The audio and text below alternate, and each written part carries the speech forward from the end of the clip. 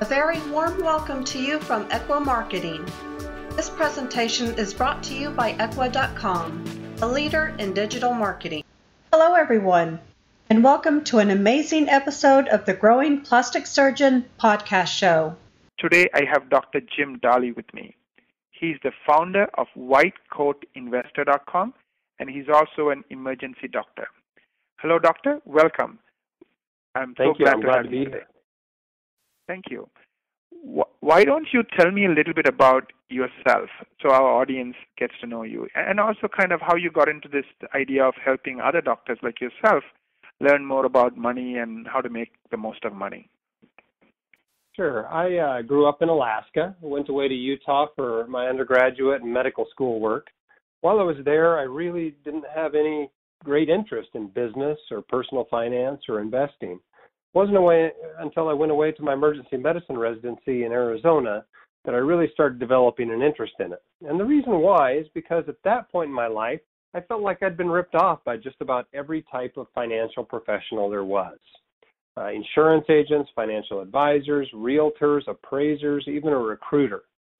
And I just got sick of it. I got sick of feeling like I was being taken advantage of. And so I started reading and learning on my own.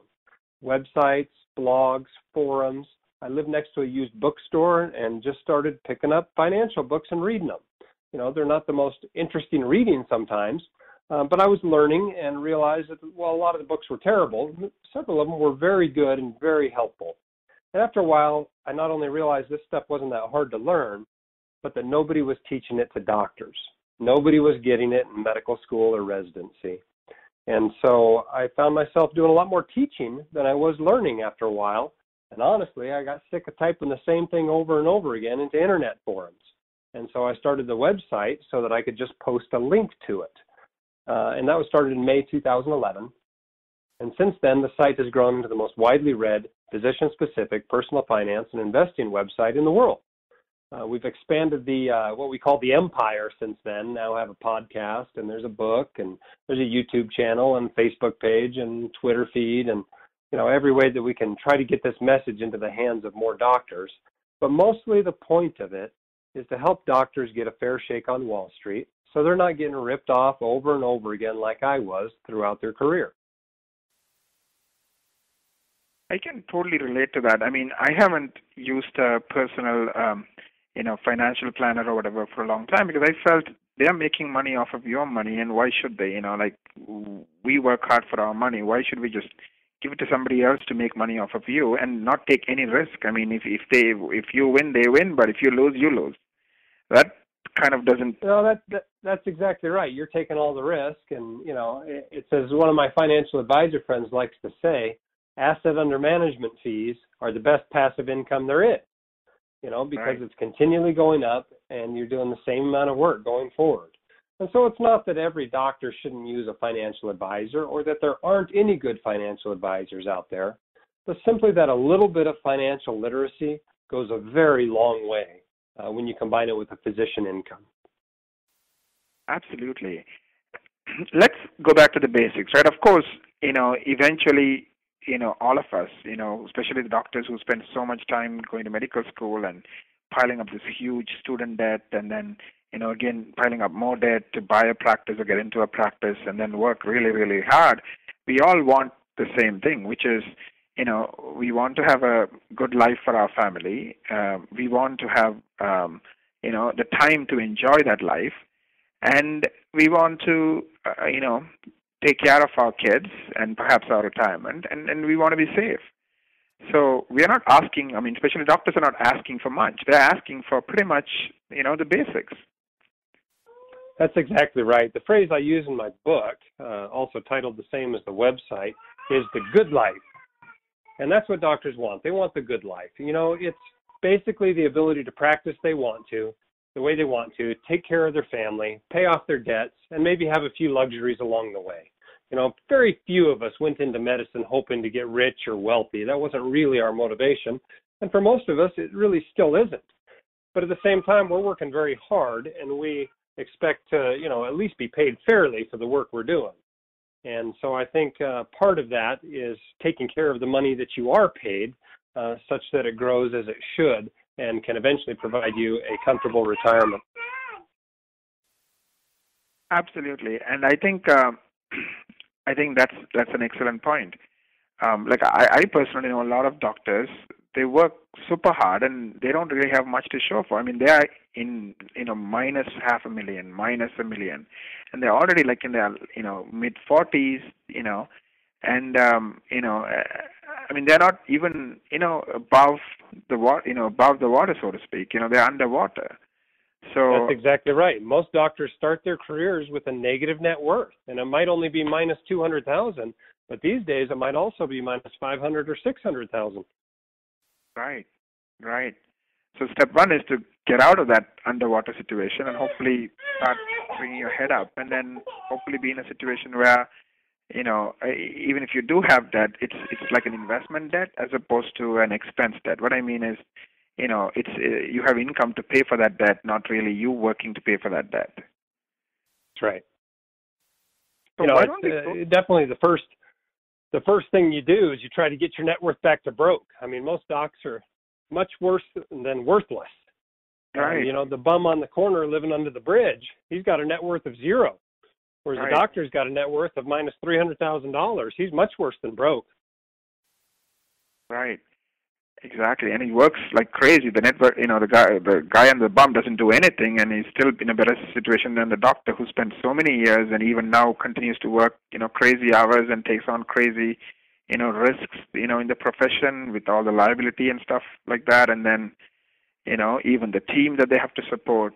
And like I knew of a doctor. He had 30 people, and when we did all the math, he was making $15 an hour, and he's one of the top doctors. I mean, if you really did the math, right after you pay the banker and pay everybody else, he was working 60, 70 hours, and he might have not gone to medical school. I mean, you know what I mean? That's right. Part of the problem is the disconnect we get from ourselves and our family and our friends and society that we're rich doctors by virtue of our income. But the right. truth is that many of us are not rich because rich is really a net worth, not an right. income.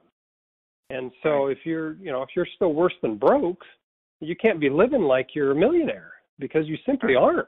And if you keep living like that, you're never going to be. Absolutely. Can we talk about the fundamentals of money and how to think about money? Because I think maybe that's where the problem starts. Well, I think the one I briefly just mentioned is an important one, to realize the difference between income and net worth.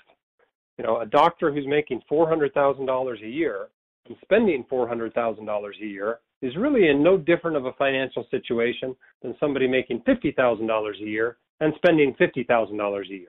Essentially, they're both broke and living hand to mouth. And there are a lot of doctors out there living hand to mouth. It's unbelievable to see it sometimes that they're, waiting for their next paycheck to hit because they've got checks they've got to write out. And really, like I tell the medical students that I have over to my house about once a year for kind of a dinner with the doc, I tell them if you can't live on $200,000 a year, you've got a spending problem, not an earning problem. And so I think that's the first key principle, to realize what wealth is. And it's, with a high income, a doctor is 90% of the way there. I think of it about like that Super Bowl a few years ago where they were on the 2-yard line and all they had to do was run the ball into the end zone. Instead, they came up with a complicated passing play and ended up throwing an interception and lost the game. That's what doctors tend to do. They're already on the 2-yard line by virtue of their high income. All they've got to do is run the ball into the end zone and they've won the money game. But they try to make it too complicated and they don't take care of the basics. And so I think that's really critical, to take a significant percentage of that earned income you have and use it to build wealth.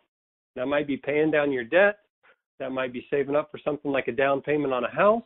It may be maxing out your retirement account. But you've got to carve a portion of that income out and use it to build wealth. If you don't, you'll never be wealthy. Right. Absolutely. That's an excellent point. So you're saying they are at the 2-yard line. I mean, most people don't make $200,000, and most people are happy making $50,000. I mean, they're probably at the half-yard line, right? But and then with all these advisors and all these people who kind of complicate their life, they end up, messing it up. Like I know, for example, one of the ways they mess it up is they buy all these equipment and all these things they don't need, and they have this expensive office that they spend $500,000 and getting a loan to rebuild, and they kind of, before they worry about how much money actually goes into my bank account, they find ways to spend that money. And like you said, they're making 400, but they're spending it. And some people are always even spending more than what they have. And even if they're spending exactly what they have, you just need one hiccup, like one small thing to go wrong, and then the whole hell breaks loose. I mean, that's what happens to people living in hand to mouth, right? One small hiccup, Exactly right. and everything goes for a six. Exactly right. So I recommend that a physician, an attending physician that's out of training, take 20% of his gross income and invest that toward retirement.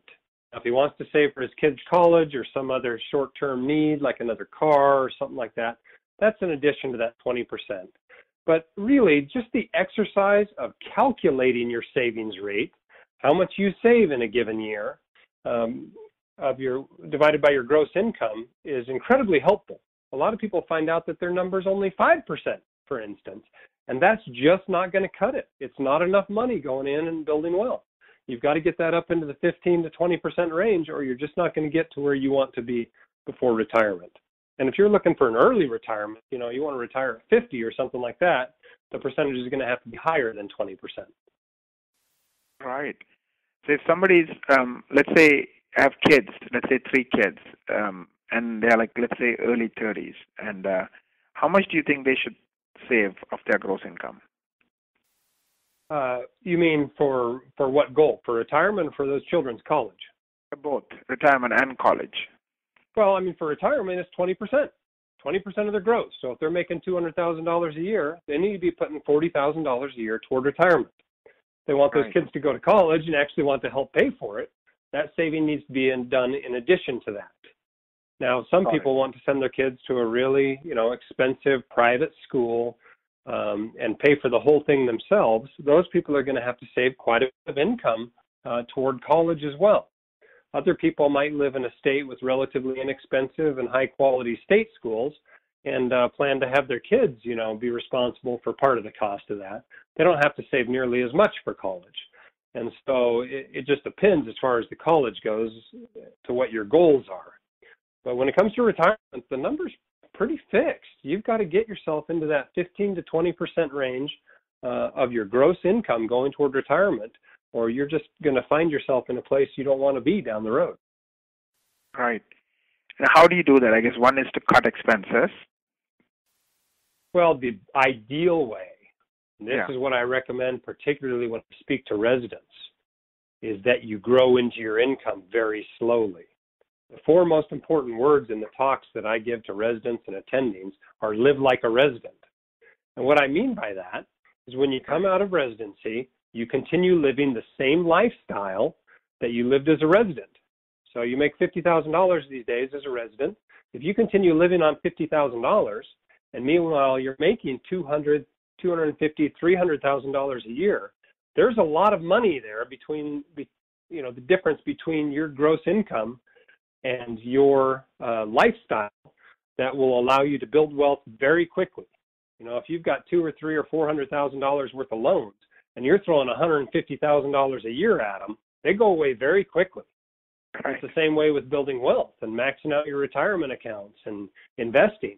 When you're throwing those kinds of dollar amounts at them, they grow very, very quickly.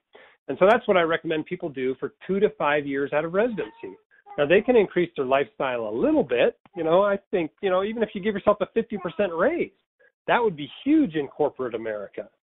That would be, it'd be monstrous. And all of a sudden you're living on $75,000.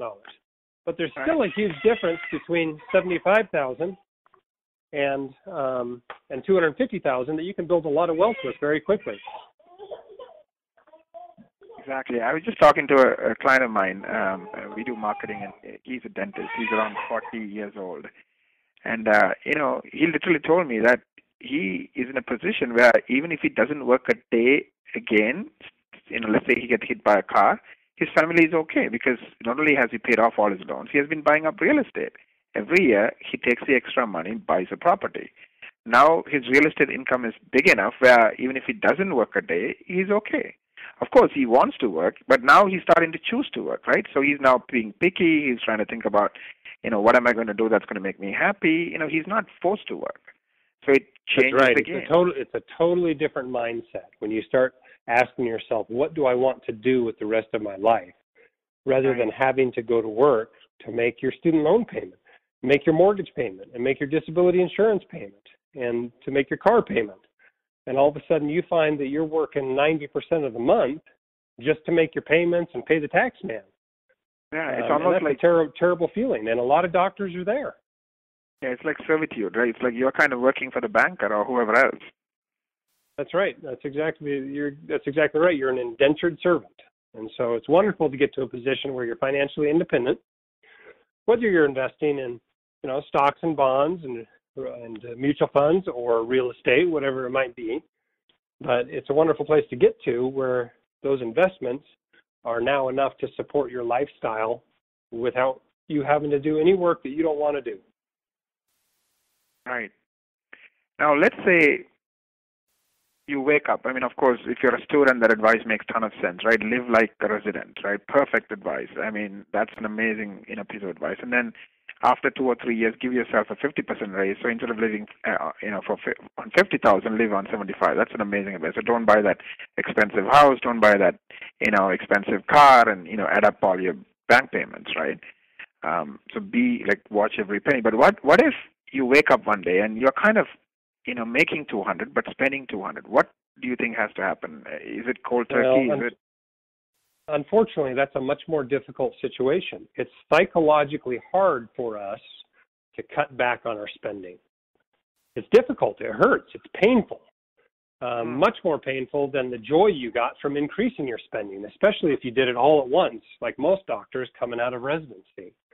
But the truth of the matter is you can either cut back now or you can dramatically cut back in retirement. There's really, the math is unrelenting. There is no way around it. If you do not save a significant chunk of your income, at a certain point you will have a dramatic cut in your standard of living. And so the sooner you can do it, the better. But some tips that help people that find themselves, at mid-career and without much wealth include saving any sort of income increase or raise you may get. Then you don't feel like you're losing money. You're staying where you're at as far as your lifestyle goes, and yet you're still saving more. Another thing that a lot of people find is helpful is trying to... Can you repeat the last point? I didn't totally catch it. Yeah, basically I'm saying when you get a raise, save the raise. So if your income goes from $200,000 to $210,000, save that extra $10,000. Mm-hmm. Then you don't feel like you took a pay cut at all, but you're still saving more money.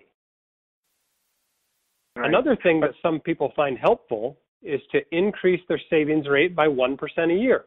If they calculate it out and find they're only saving 5% of their gross income for retirement, well, next year try to save 6, and then 7, and then 8. Because here's the nice thing about it. Every little bit helps. And someone who's saving 10% of their income is twice as well off as someone who's only saving 5% of their income. And so every little bit that you can do is certainly helpful. But a lot of it is simply education and realizing that this stuff actually matters and that you have a second job. You cannot be 100% clinical and expect to be financially successful. You've got to spend at least a little bit of time on your second job, which in our 401k world is being a pension fund manager. You're responsible for your pension, essentially. And whether you do that job or not, will depend on how good of a job gets done. But nobody else is going to do it for you. And even if you hire a financial advisor to assist you, they're really just a consultant, and you're still responsible for all the decisions that get made. Right. Something you said kind of stuck with me. So let's say you find yourself, you wake up and you say, hey, I'm making 200, but I'm spending 200. And you said you have a choice. Either you cut back now or you cut back drastically in your retirement. Right? Those are the choices. There's no other way around it, right? There's no other way. That's right. The fact. So have you seen like couples, for example, a doc and his wife, having that tough conversation and making that drastic cut now? I know it sounds... Yes, I absolutely have. For instance, I had one of my partners, she came out of residency and joined our group not long ago and showed up driving an Audi, right out of residency. And, like most docs, she's got $200,000 or $300,000 in student loans. And here she's driving an Audi bought on credit. And after, a few late night chats with some of the more frugal partners, all of a sudden she shows up with a beater and the Audi's gone. Because she realized that it was much more important to her to get her shift count down from something like 15 or 16 that she was working down to something like 12, where she could spend a little bit more time with her family and her children. That was much more important to her than driving an Audi. And doctors that become financially educated make decisions like that all the time that have dramatic effects on their finances. You're making an excellent point. So you're saying she starts asking what's important to me, right? I mean, I heard a saying that you will find the time or the money to do the things that are important. So once you started asking that question, what's important? Spending time with my family is important. Not having that loan and having a neck over your head is important. Then you will start making those decisions, and those sacrifices will become automatic, right? It's, because she realizes 2 months ago she didn't have that Audi. So, hey, I'm not going to miss it. It's just a new habit that I'm creating. But spending time with my kid, the kid is going to be grown up, so I don't want to miss that. That's a lot more important to me than, feeling like I'm rich and making people think that I'm rich. That's exactly right. Most of us, when we really think about what we value, it's not where we're spending our money. And in reality, if you show me where your money is being spent, I can tell you what you value. And and there's often a huge disconnect there for doctors. They're just not spending their money on the stuff that's most important to them. Now, if you're, doing very well financially and you've saved lots of money and you want to spend some money on something, you want to drive an Audi or whatever, I don't have a problem with that. But you got to make sure that it's what you value, that you're spending your money on the stuff that's most important to you. Right. And my experience. And for some people, that's going to be an Audi. For some people, it's going to be vacations. For some people, it's going to be, a big fancy house. For other people, it's going to be a very early retirement. It just depends on what you value. But make sure that your money is going toward what your values are. Right. And what you're saying is many doctors don't think like that. They just do it because the buddy has an Audi, so I have an Audi. The buddy has a big house, I need a big house. So instead of their value, because they didn't really take the time to think about what's important to them, a lot of those decisions are happening because I don't know. What's your take on it? I think that's exactly right. The other thing that gets people in trouble is they don't realize just how progressive our tax code is. And they assume that getting a 5 times raise, going from $50,000 a year to $250,000 a year, means they can spend 5 times the money. And that's just not the case because your tax bill goes up so dramatically with that increase in income. It might really only be a 3 times increase in after-tax money. And so they end up, not realizing just how much taxes are, and before they know it, they're spending a huge percentage of their money on their lifestyle. Right. And the other habit I have seen people make is that they don't look at the cost, they look at the monthly payment. So that's classic mistake for, all Americans. That one's really not physician specific. If you're buying your house and your car and that sort of stuff on monthly payments, you're doing it all wrong. You need to be looking at the bottom line and realizing that at some point you've got to pay for this thing. And so it's really about what's the most efficient and best way to pay for it rather than, what's the maximum payment that I can get away with. Because when there's a hiccup in your life, as you mentioned earlier, when something happens, all of a sudden you're already maxed out on all these payments that you need to make, and there's no room for mistakes. Right. It's like a person walking, where he could have a heart attack any minute. Better not to get to that territory, right? Better not get close to that. That's exactly right. And especially physician incomes, some people are employees on a very fixed salary, but for the most part, docs have a fairly variable income. And, if you start growing into that income when times are good, then when the times aren't quite so good, all of a sudden you still got to make all the same payments, and the thing that gets cut out is your savings for the future. And you do that for too long, and all of a sudden the future doesn't look so bright anymore. Right. So we talked about cutting expenses and various ways of doing that. What about taking on a part-time job? I mean, real part-time job. Is that something that people can use to perhaps pay down debt or, do things to just kind of get out, from being underwater to above water? At least it's not a negative net worth, at least to zero. Have you seen people do that? Absolutely. There's two ways to really increase the amount of money that you can use to build wealth. The first is to spend less of the income you have. Basically that's defense. And the other is to increase the amount of money you make, and that's offense. And you can do that by making your practice more efficient, or by changing your payer mix, or by working longer hours, or working more days a month, or, taking more call, or working more night shifts. There's lots of ways a physician can do it without even changing jobs or adding a new job on.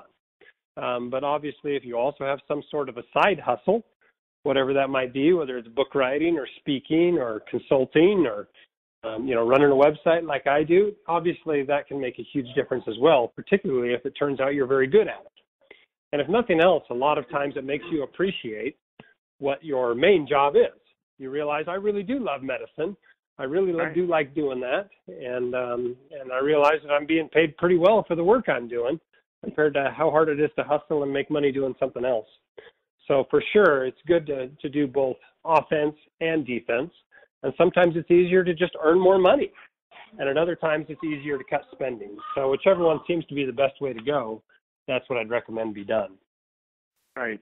The only thing you would advise is, in other words, don't make more and spend more. If you're going to make more, make sure that extra money is going somewhere, where it's going to go towards savings or paying down debt. Or if you're going to spend less, then make sure that you don't. That's exactly right.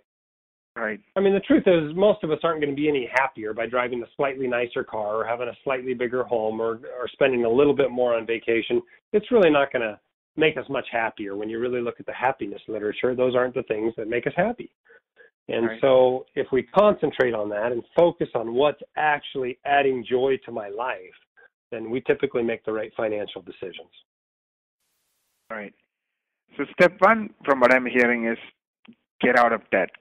Have a positive net worth. Is that correct? Well, positive net worth is everything you own minus everything you owe. So you can have a positive net worth while still having some debt. Most of the time people don't have their mortgage paid off by the time they get to a positive net worth, for instance. But for most of us, we have these student loans hanging over our heads for far too long.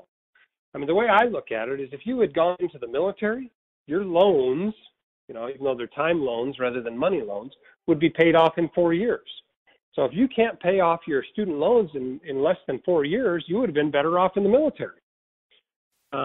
So I think really trying to get rid of those student loans within 2 to 5 years of coming out of residency is an awfully good idea.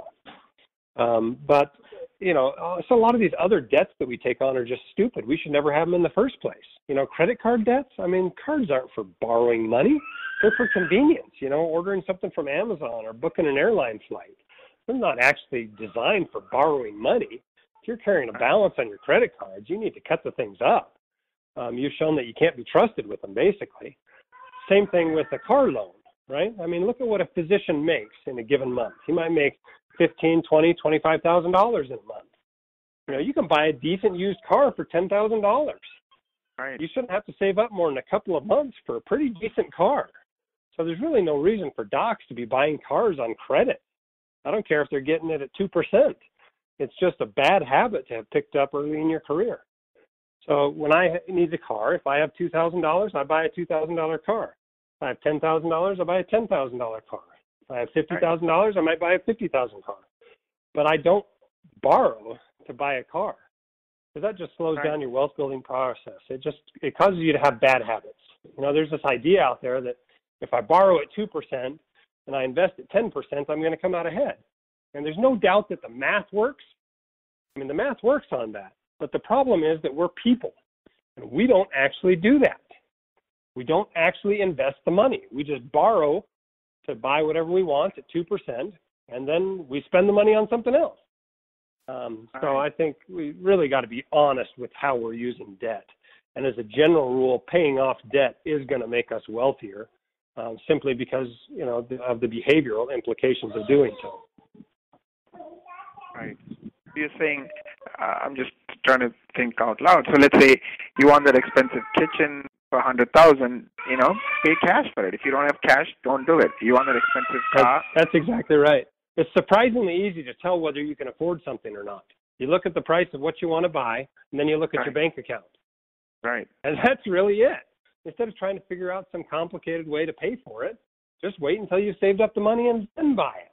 It reminds me of this old Saturday Night Live skit with Steve Martin. The whole skit is based on this one-page book called Don't Buy Stuff You Cannot Afford.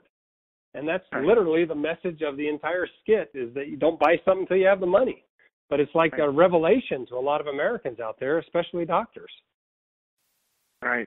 And because they think they have this huge income, they don't realize, really they don't have positive cash flow. It's all going to pay some banker or somebody else. That's exactly right. I mean, we get this message from society that we're rich.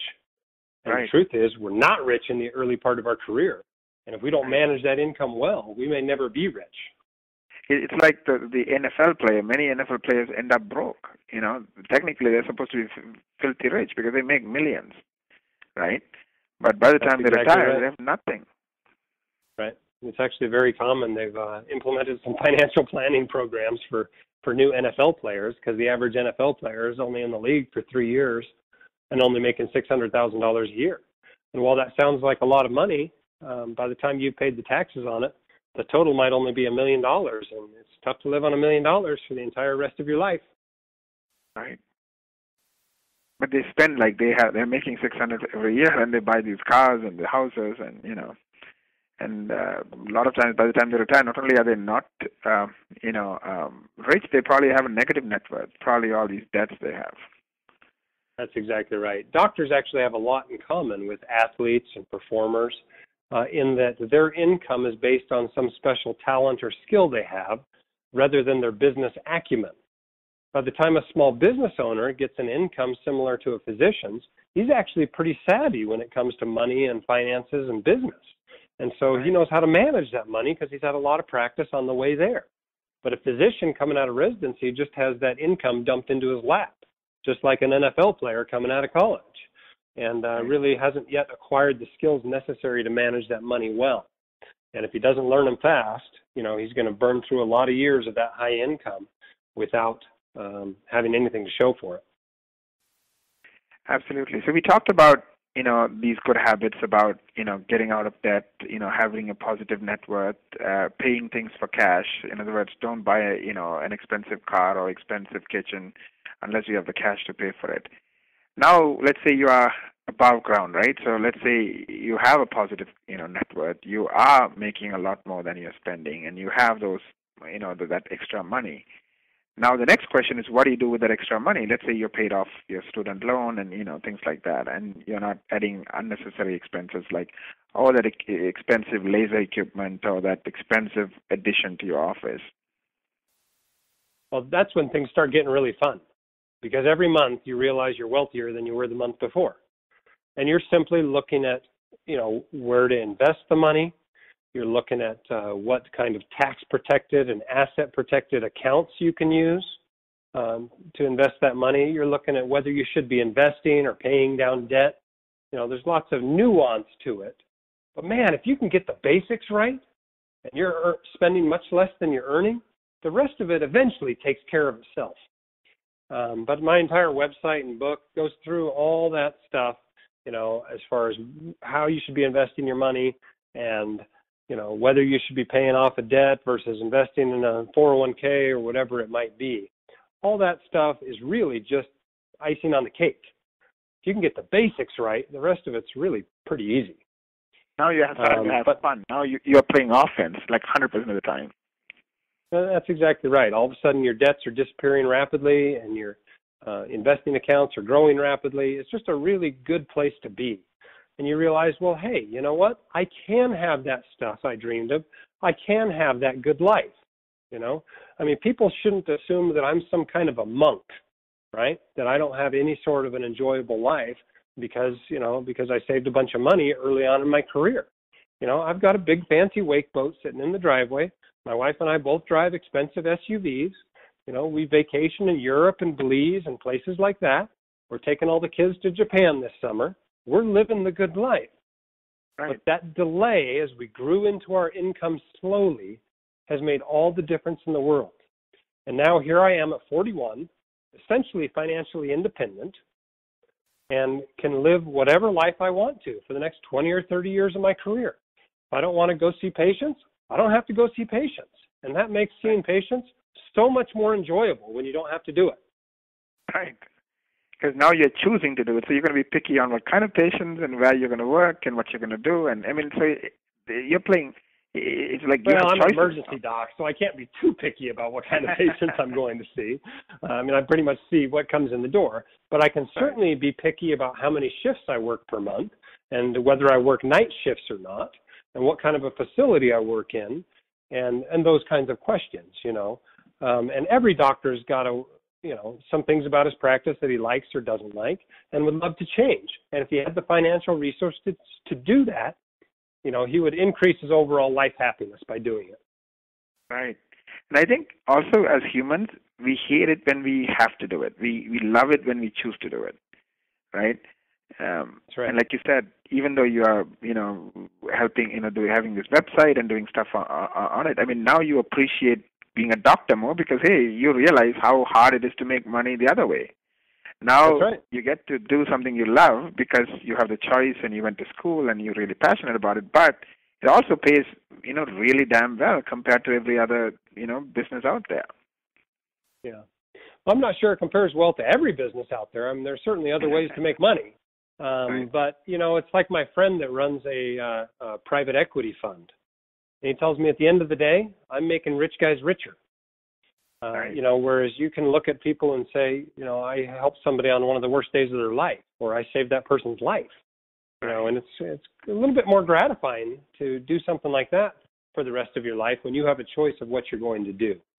And so I'm all for practicing medicine. I enjoy it, and I plan to do it for quite a long time. But I'm doing it on my terms, not because I have to do it to make a car payment. Right.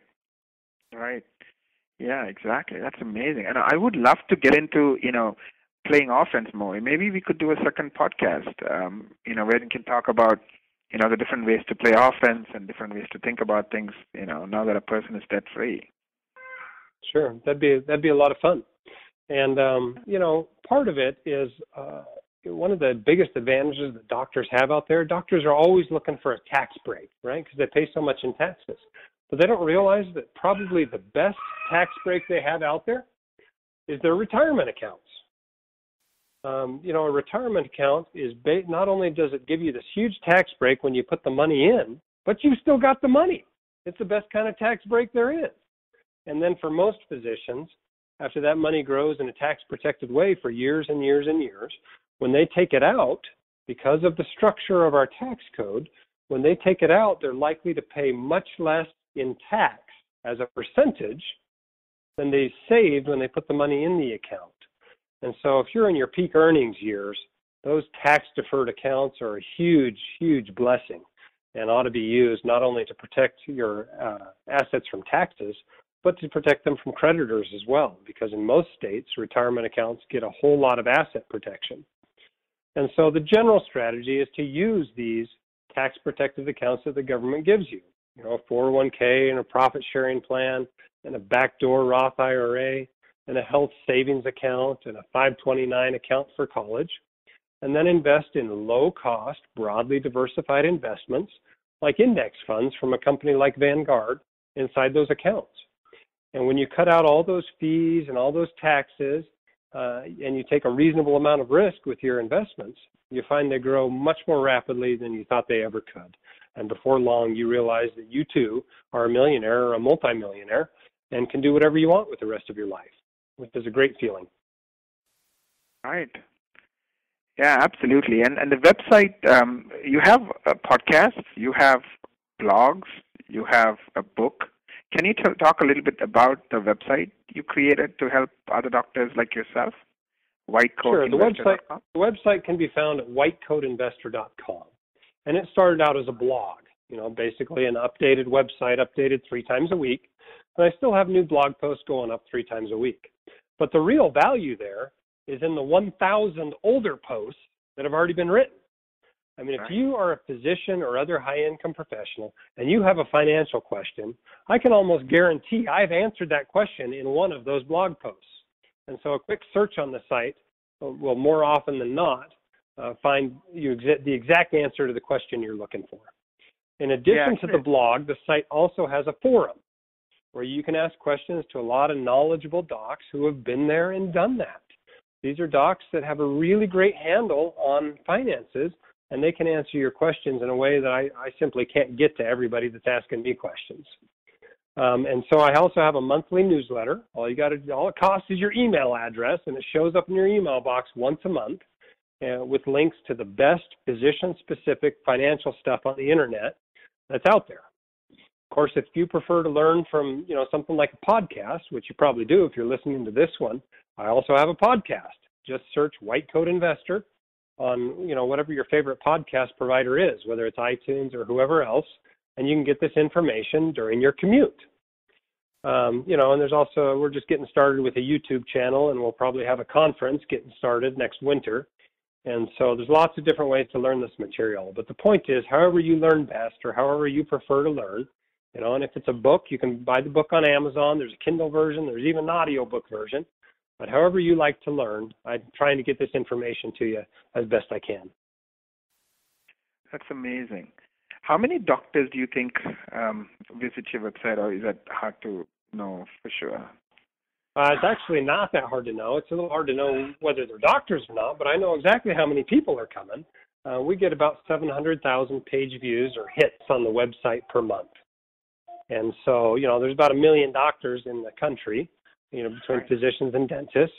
And, obviously some of those are people coming back to the website, the same people that came earlier in the month.